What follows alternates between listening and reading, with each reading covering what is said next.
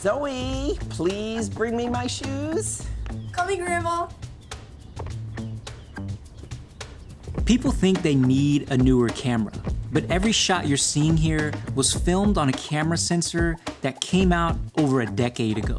And after shooting this narrative project, I think I finally understand why I keep coming back to it. This isn't me saying newer cameras are bad. If you've genuinely outgrown your camera, get the right tool that's right for the job. Forcing a camera into situations it wasn't meant for is the wrong move. For this project, we had image transmission running, large V-mount batteries, a Dana dolly, multiple lighting setups throughout an entire house. We had a small crew, but this really wasn't a run and gun setup. Having a larger cinema body actually made a lot of sense here.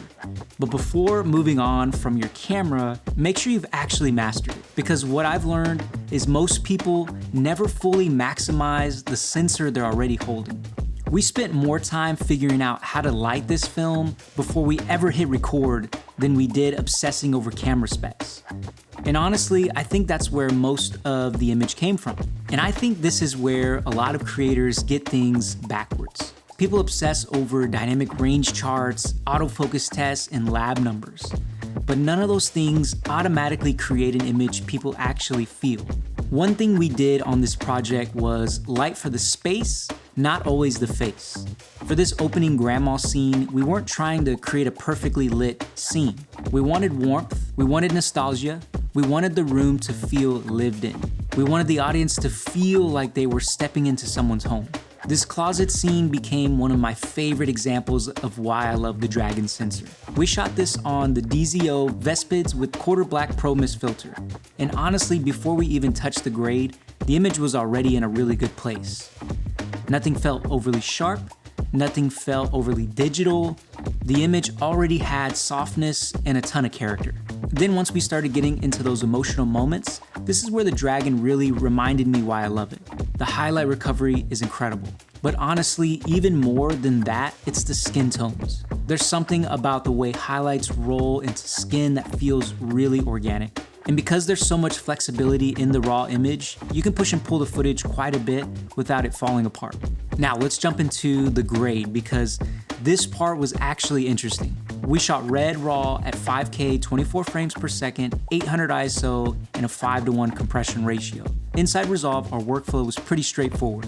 We transformed into DaVinci Wide Gamut, adjusted our primaries, added a vignette, applied Dehancer, then transformed back into Rec. 709.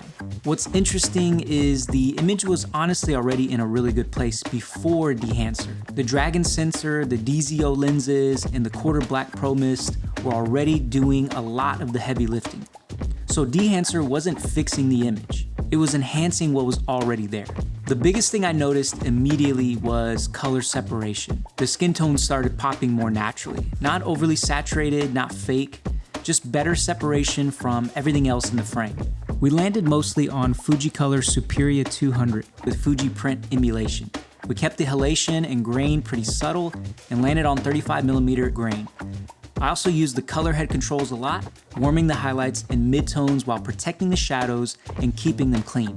And I really like using the black point controls to keep my blacks floating just above the bottom of the waveform. It gives you flexibility without feeling like you're fighting the image. At the end of the day though, Dehancer wasn't creating the cinematic image. Lighting decisions created it. Lens choices created it. Composition created it. Movement created it. The sensor captured it. Dehancer just helped bring all of those decisions together. And if there's one thing I want you to take away from this video, it's this. Master the basics. Learn your camera, understand what it can do and what it can't do.